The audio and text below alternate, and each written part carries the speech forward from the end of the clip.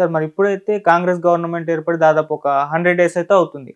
మరి రేవంత్ రెడ్డి గారి పాలన ఈ 100 డేస్‌లో మీకెలా అనిపించింది? అంటే ఇప్పుడే ఒక ఫైనల్ స్టేజ్‌కి అంటే అనిపించొచ్చా? ఇప్పుడే ఒక అభిప్రాయానికి రావచ్చంటారా? అంటే ఇప్పుడు అతను రేవంత్ రెడ్డికి ఉండే ఒక పరిమితి ఏమిటంటే ఆయనకు ఆహ్, రాజకీయ అనుభవం ఉంది కానీ పాలనా అనుభవము ఆయనకు లేదు. ఇప్పుడు ఆయన అవునవును. మినిస్టర్ గాని అవును. పనిచేసిన అనుభవం లేదు. హ్మ్. ఫ్రెష్. సో రెండవది ఏమిటంటే చాలా ఎక్స్‌పెక్టేషన్స్‌తో గెలిచారు. వాళ్ళకు కాంగ్రెస్ పార్టీకి హ్మ్. కేవలం తెలంగాణ కాదు. ఇవాళ వాళ్ళ పెర్ఫార్మెన్స్ జాతీయ స్థాయిలో, జాతీయ ఎందుకంటే స్థాయిలో. వాళ్ళు జాతీయ స్థాయిలో క్రైసిస్‌లో ఉన్నారు కాబట్టి, అవును. ఉన్నది 3, 4 రాష్ట్రాల్లో ఉన్నారు కాబట్టి, ఆ హ్మ్. రాష్ట్రాల్లో మంచి పాలన ఇవ్వకపోతే ఇది బీజేపీ వాళ్ళు తప్పకుండా పెద్దగా ప్రచారం చేసుకుంటారు కాబట్టి కొంత ఏదో తొందరగా చేసిన వాటిని కొంత చేయాలి అనేటువంటి ప్రయత్నము చేస్తున్నాడు. కొంత హార్డ్ వర్కింగ్ కూడా. కేసీఆర్‌తో పోలిస్తే చాలా హార్డ్ వర్కింగ్. యంగ్ కూడా అవును. ఏజ్ వైజ్ హ్మ్. ఆరోగ్యం కూడా బాగానే ఉంది కాబట్టి చేస్తున్నారు ఏదో ప్రయత్నము తొందరగా. కానీ వీళ్ళకు వచ్చిన పెద్ద సమస్య ఏమిటంటే ఈ పోయిన గవర్నమెంటు 5, 6 లక్షల కోట్ల అప్పు చేశారు. తర్వాత ఈ 2 నెలల బడ్జెట్ కూడా ఖర్చు పెట్టేశారు. ఓహ్! ఫిబ్రవరి, మార్చ్ బడ్జెట్ కూడా ఖర్చు పెట్టేశారు. హ్మ్. అప్పులు చాలా తీసుకున్నారు. అప్పులకే 23, 24% మనం ఇంట్రెస్ట్ కట్టాలి. అవును. వీళ్ళు బడ్జెట్ వచ్చే వరకు వీళ్ళు అధికారంలోకి వచ్చే వరకు నిల్ బడ్జెట్. కానీ ఎన్నికల్లో గెలవాలి కాబట్టి తప్పకుండా వాగ్దానాలు చేశారు. చేశారు. కొన్ని ప్రజలకు 6 మేజర్ వాగ్దానాలు. దాంట్లో 4, 5 వాగ్దానాలు చాలా డబ్బుతో కూడుకున్న పని. హ్మ్. కనుక వీళ్ళకు వస్తూనే బడ్జెట్ జీరో ఉండడం వలన వీళ్ళు ఏం చేయవలసి వచ్చిందంటే బడ్జెట్ పరిస్థితి ఇలా ఉందని ప్రజలకు చెప్పవలసి ఉంది. కనుక జరిగిన అసెంబ్లీలో ఈ వైట్ పేపర్స్‌ను ప్రజెంట్ చేశారు. అయితే తెలంగాణ జనము అంటే నాకు కూడా ఇంకా సరిగా అవగాహన లేదు గానీ తెలంగాణ జనానికి హ్మ్. మా ఫైనాన్షియల్ కండిషన్ ఇలా ఉంది. దీంట్లో డబ్బులేం లేవు. అసలు బడ్జెట్ ఏం లేదు. చాలా అప్పులున్నాయి. ఎలక్ట్రిసిటీ బోర్డ్ మీద 82,000 కోట్లున్నాయి. దీని మీద బిల్డింగ్‌లన్నీ కొన్ని మార్ట్‌గేజ్ చేసి అవును. అప్పులు తీసుకున్నారు. హ్మ్. అప్పులు తీసుకున్నారు కనుక తాము ఏ స్కీమ్స్‌నైతే అమలు చేస్తామని ప్రజలకు వాగ్దానం చేశారో దాంట్లో కొంత జాప్యం జరగొచ్చు. హ్మ్. అంటే తెలంగాణ ప్రజలు దాన్ని అర్థం చేసుకొని మరి ఏమి బడ్జెట్ లేకుండా ఉంది. అంటే జనం అడగడం ఎలా అడుగుతారంటే మీకు తెలియదా ముందే? మీరు వాగ్దానాలు చేసే ముందే చూడాలి గదా! బడ్జెట్ ఉందా లేదా అనేది ఒకటి. ఒకటి. అవును. సరే ఎన్నికల్లో పోటీ చేస్తున్నారు కాబట్టి వాగ్దానాలు చేశారు. కానీ తీరా అధికారం వచ్చినాక బడ్జెట్ లేదట. అయ్యో! బడ్జెట్ లేకుండా ఇంత అన్యాయంగా ఉంటే ఎట్లా అని ఒకవేళ జనం అనుకుంటే ఈ ప్రభుత్వానికి చాలా మద్దతుగా నిలబడతారు. కొంతకాలం ఎదురు చూస్తారు. అవును. అంటే ప్రభుత్వానికి మనకు కొంత టైం ఇవ్వాలి గదా అని. రెండవది ఏమిటంటే కొంత ఈ ప్రజాస్వామ్య పునరుద్ధరణ అని ఆయన ఏదైతే అంటున్నాడో అది చాలా ప్రధానమైన అంశం.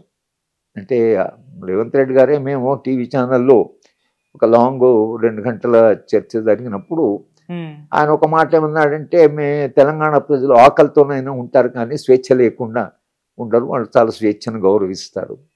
ఈ స్వేచ్ఛ ఏదైతే ఆయన ఇస్తా అంటున్నారో తెలంగాణలో పౌర హక్కుల పునరుద్ధరణ, ప్రజాస్వామ్య పునరుద్ధరణ హ్మ్. ఇదైతే బడ్జెట్‌తో కూడుకున్నది కాదిది. అవును. కానీ పోలీస్ యంత్రాంగము ఒక 50, 60 ఏళ్లుగా చాలా నిర్బంధంకి బలప్రయోగానికి వాళ్ళు అలవాటు పడ్డారు. వాళ్ళు ఓవర్‌నైట్‌గా మారుతారని నేను అనుకోవట్లేదు. ఓకే. ఏదో మీద ప్రభుత్వం మారింది గానీ, ప్రభుత్వ ఆలోచనలో కొంత ప్రజాస్వామ్య పునరుద్ధరణ గానీ, పోలీస్ యంత్రాంగంలో మీకు రాత్రికి రాత్రి మార్పు రావడం సాధ్యం కాదు. వాడు కొట్టడము, తర్వాత స్టేషన్ తీసుకోవడం, వాళ్ళ భాష దిగజారిన భాష. కింది స్థాయి వాళ్ళైతే మీరు ఊహించనటువంటి భాషని మహిళలకు అగెనిస్ట్‌గా తీసుకుపోయిన వాళ్ళకి వ్యతిరేకంగా స్టేషన్‌కి వెళ్ళిన వాళ్ళు ఇదంతా మారాలి గదా! ఇదంతా మార్చడానికి చాలా సమయం పడుతుంది. మొత్తం పోలీస్ కల్చర్. ఆ పోలీసుని కల్చర్‌ను మార్చేటువంటిది వీళ్ళ అసలు అజెండాలో ఉందా లేదా కూడా ఇంతవరకు మనకేం తెలియదు. వీళ్ళందరిని ఏమన్నా పిలిచి ముఖ్యమంత్రి గారు మొన్న ఎస్పీస్‌ను కలెక్టర్‌ని చెప్పినప్పుడు చెప్పాడు. శంకరం గారిని మీరు ఒక ప్రమాణంగా పెట్టుకోండి. శంకరం గారే మీకు రోల్ మోడల్ అని చెప్పాడు. శంకరం గారు అద్భుతమైన ఐఏఎస్ ఆఫీసర్. అది అందరూ కాదు. ఆయన అసాధారణమైన ఐఏఎస్ ఆఫీసర్. ఆయనను పోటీ ఎవరు పడలేరు. కానీ ఆయన ప్రమాణంగా పెట్టుకుంటే తప్పకుండా కొంత కాకుండా కొంత ఎటువంటి ఐఏఎస్ ఆఫీసర్ అయినా ఆయన ఏం చేశాడు, ఆయన ఎట్లా అసలు ఐఏఎస్ ఆఫీసర్ పనిచేశాడని ఈయన చెప్పాడు. రేవంత్ రెడ్డి గారు వాళ్ళకి చెప్పడంతో శంకరం గారిని మీరు ప్రమాణంగా తీసుకోండి అని చెప్పాడు. తర్వాత ప్రజలతో కాస్త స్నేహంగా ఉండండి, ప్రజలతో మీరు ప్రజా పోలీసులుగా కానీ ప్రజా అధికారులుగా పనిచేయండి అని చెప్పాడు. ముఖ్యమంత్రి ఒక్క లెక్చర్ ఇస్తే మారండి. అసలు మేము కూడా లెక్చర్స్ ఇచ్చేవాళ్ళం కదా, మేము జీవితం అంతా లెక్చర్స్ ఇచ్చాం కదా. లెక్చర్స్ ఇచ్చినంత మాత్రం మారరు. మనము దానికి చేయవలసిన ప్రయత్నము చాలా దీర్ఘ ప్రయత్నం ఉంటుంది.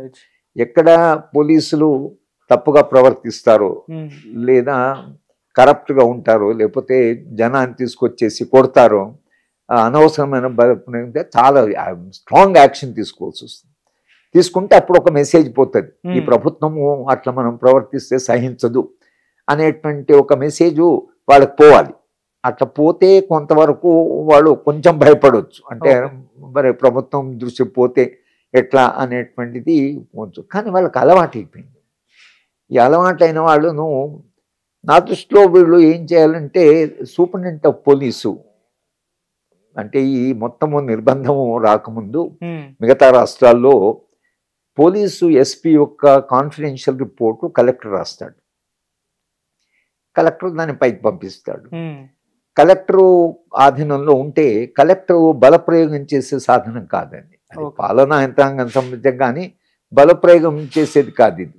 కనుక ఒక సివిలియన్ అడ్మినిస్ట్రేటర్, ఒక పోలీస్ యంత్రాంగం మీద నియంత్రణ ఉంటే కలెక్టర్ ఇమ్మీడియట్గా ఎస్పీని పిలిచి ఇది ఎందుకు చేశారు అని అడిగేటువంటి ఒక కల్చర్ చాలా రాష్ట్రాలు ఉంది. మన రాష్ట్రం కూడా ఉండేది. ఇది 1970-80లో మారుతూ వచ్చింది. కనుక అలాంటి ప్రాక్టీసెస్ మళ్ళీ మీరు రిస్టోర్ చేస్తారా?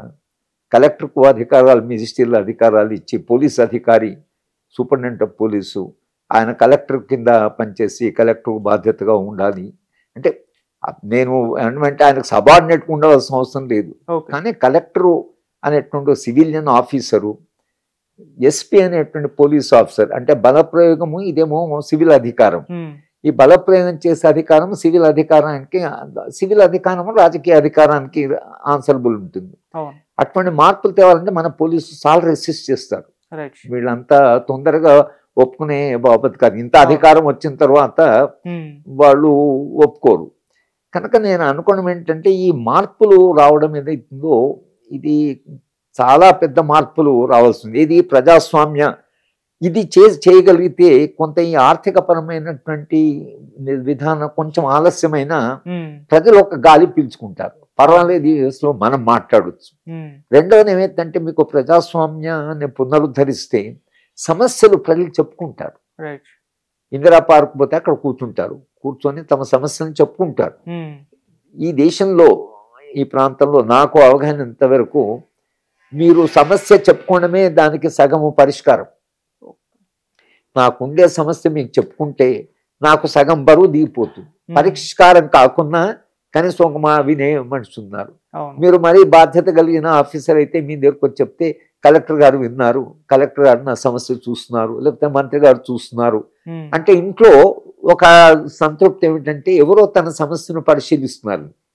పోయిన ప్రభుత్వంలో ఎట్లా ఉంటే ఎవరు చెప్పుకోవాలో తెలియదు. మంత్రికి చెప్పుకుంటే మంత్రికి అధికారం లేదు, కలెక్టర్లకు అధికారం లేదు, ఎవరికి చెప్పుకోవాలి వాళ్ళు. అందుకనే మీరు చూడండి, ఒక్కసారి లిఫ్ట్ చేసేసి మీరు ఎవరైనా రావచ్చు, ఆ ప్రజాభవన్ అని పెట్టిందని, లేదా దానికి ఒక మంచి పేరు పెట్టి దాన్ని దర్బార్ బదులు మళ్ళీ దర్బార్ను పేరు మార్చి అక్కడికి రావచ్చు అంటే వేల మందిలో వచ్చారు.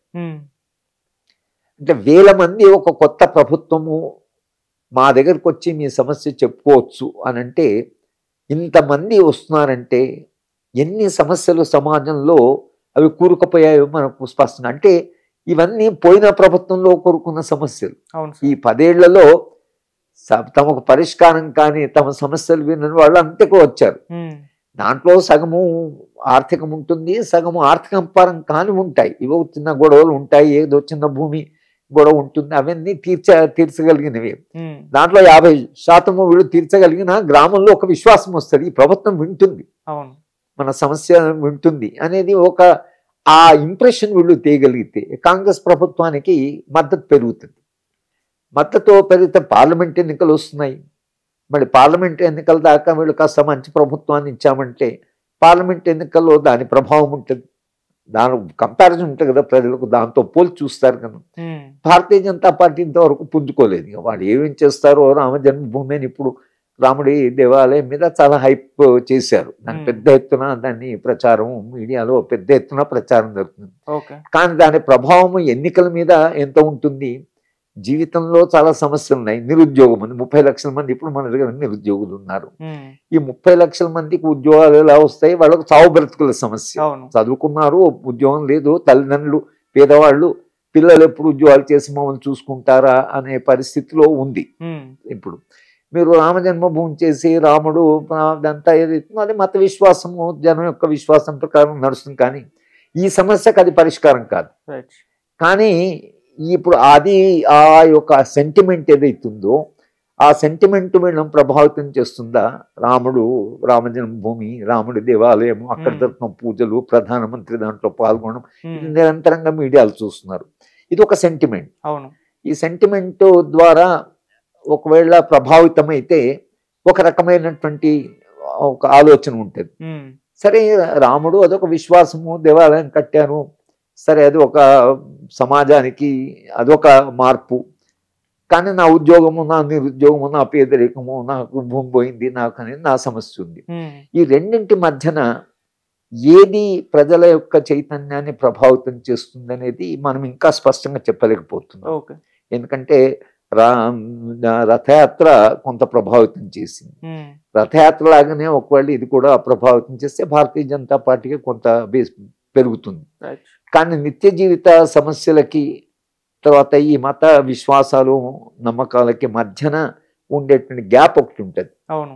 అవన్నీ చేశారో బాగానే ఉంది, కానీ నా సమస్య ఇలాగే ఉండిపోయింది కదా, నా నిరుద్యోగం అట్లా, నా పేదరికం అట్లా, నాకెప్పుడు ఉద్యోగం దొరుకుతుంది అని బాధపడుతున్నవాడు అది వాళ్ళు చేశారు. కానీ నాకు నా ఉద్యోగం ఎప్పుడు ఇస్తారు అని అనుకుంటే మాత్రము దాని ప్రభావం చాలా తక్కువ ఉంటుంది. కనుక భారతీయ జనతా పార్టీ సరే తెలంగాణ మేరకు వాళ్ళు బలంగా లేరు. సరే, వాళ్ళు బలం పుంజుకుంటారంటే కూడా ఎవరిని అడిగినా కూడా ఇంత తొందరగా వాళ్ళు బలం పుంజుకుంటట్టుగా లేదు.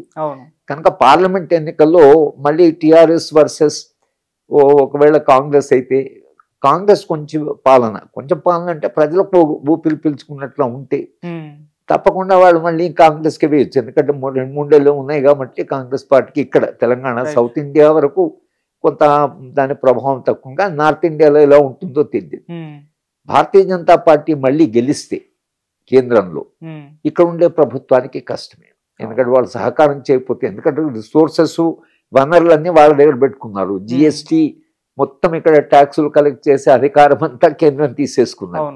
కనుక కేంద్రం చేతిలో ఇవాళ బడ్జెట్ మొత్తం వాళ్ళ చేతిలో ఉంది, మొత్తం వనరులు వాళ్ళ చేతిలో ఉన్నాయి. కనుక వాళ్ళు సహాయం చేస్తే మీరు బ్రతికినట్లు, వాళ్ళు సహాయం చేయకుండా టైట్గా ఉన్నారనుకోండి, ఇక్కడ ప్రభుత్వాలు చాలా ఇబ్బంది పడతాయి. ఇక్కడేమో కొన్ని స్కీమ్స్ను ప్రామిస్ చేశారు, ఇప్పుడు కాకుండా రేపైనా చేయాలి కదా, చేయలేదనే ప్రచారం ఆ ప్రతిపక్ష పార్టీలు ఎలా చేస్తాయి. కనుక రాజకీయాలు రకరకాల మలుపులు తిరుగుతున్నాయి, చాలా ఆటుపోట్లకు గురవుతున్నాయి. కనుక ఇంకొక 5-6 నెలల తర్వాత అక్కడ వచ్చే పార్లమెంట్ ఎన్నికల్లో ఏం జరుగుతుందో అనేది చూసి, ఒకవేళ భారతీయ జనతా పార్టీ ఏ కారణం చేత ఓడిపోయి ఇండియా అలయన్స్ వాళ్ళు పరస్పర సహకారం చేసుకొని, ఎందుకంటే ఇప్పటికీ భారతీయ జనతా పార్టీకి 39% ఓట్స్ ఉన్నాయి దేశవ్యాప్తంగా. 39%తో మీరు అధికారంలోకి రాలేరు. 39% ఎందుకంటే మల్టీ పార్టీ సిస్టమ్, చాలా పార్టీలు కాబట్టి అన్ని పార్టీల మధ్యన చీలిక ఓట్లు పడడం వల్ల వీళ్ళు గెలుస్తున్నారు. కానీ వాళ్ళందరూ ఒకటయ్యారు అనుకోండి, వాళ్ళందరూ ఒకటై కాస్త ఐక్యంగా పోటీ చేశారనుకోండి, 39%తో మీరు గెలవలేరు. కనుక ఇది అవుతారా కాదా, ఈ ఐకమత్యంలో మనం చూస్తున్నాము ఆటపోటులు, వాళ్ళ ప్రసవ వేదనలు, తర్వాత ఒకరికి ఒకరు కాస్త ఇంకా ఎవరు ప్రధానమంత్రి క్యాండిడేట్ అను, ఏ పార్టీ అతను కన్వీనర్ ఉంటాయి, ఇవన్నీ సమస్యలు ఎదుర్కొంటున్నారు. వాళ్ళ మధ్యన వైరుధ్యాలు లేదు. ప్రాంతీయ పార్టీకి వచ్చే వరకు ఇప్పుడు కన్నా మీరు వెస్ట్ బెంగాల్ ఉందంటే మమతా బెనర్జీకి, కాంగ్రెస్కు, తర్వాత సిపిఎంకు చాలా పెద్ద వైరుధ్యం ఉంది. కనుక ఇప్పుడు మమతా బెనర్జీని కాదని లేట్లేదు, మళ్ళీ ఆమెనేమో కొన్ని మొండికి వేసి అన్ని సీట్లు మేమే కాంటెస్ట్ చేస్తామంటే ఈ అలయన్స్ ఎట్లా నడుస్తుంది అనేటువంటి సమస్య ఉంది. అవును సార్. కనుక ప్రాంతీయ పార్టీలతో జాతీయ పార్టీలు ఎట్లా అవగాహన కుదుర్చుకుంటాయి, ఇది ఒకవేళ వాళ్ళ మధ్యన ఒక అవగాహన కుదిరితే వాడు ఒక కొయిలిషన్ గవర్నమెంట్ వస్తుంది. ఓకే. భారతీయ జనతా పార్టీ ఓడిపోతే ఒక కొయిలిషన్ గవర్నమెంట్, సరే వాళ్ళు ఇట్లా పాలిస్తారు అనేది. కానీ తెలంగాణ భవిష్యత్తు రేపు పార్లమెంట్ ఎన్నికలు ఎవరు గెలుస్తారు? ఒకవేళ కాంగ్రెస్ పార్టీ అలయన్స్ గెలిచింది అనుకోండి, అప్పుడు తెలంగాణ బ్రతికి బయటపడ్డట్లే. ఎందుకంటే వాడు సహాయం చేస్తారు, వాళ్ళ చేతిలో రిసోర్సెస్ ఉంటాయి, వాళ్ళు కొన్ని డబ్బులు ఇస్తారు, ఎందుకంటే అప్పుల రాష్ట్రం అయిపోయింది, కొంత వాళ్ళు వీళ్ళని రక్షించుకుంటారు. కానీ భారతీయ జనతా పార్టీ వస్తే ఇక్కడ భారతీయ జనతా పార్టీ గెలలేదు కాబట్టి మేము వాళ్ళ నేచర్ కూడా అలాగే ఉంది. ఆ పార్టీ ఏదైనా ఆయుధాన్ని ఉపయోగించడానికి సిద్ధంగా ఉంది. కనుక మేము మీకు టైటిన్ చేశారనుకోండి బడ్జెట్, మిమ్మల్ని ఇంత అప్పులు ఎవరు చేయమన్నారు, ఇంత అప్పులు చేయడానికి మీకు హక్కులు లేవు కదా అని అన్నారు అనుకోండి, అప్పుడు తెలంగాణ కొంత క్రైసిస్లో పడుతుంది.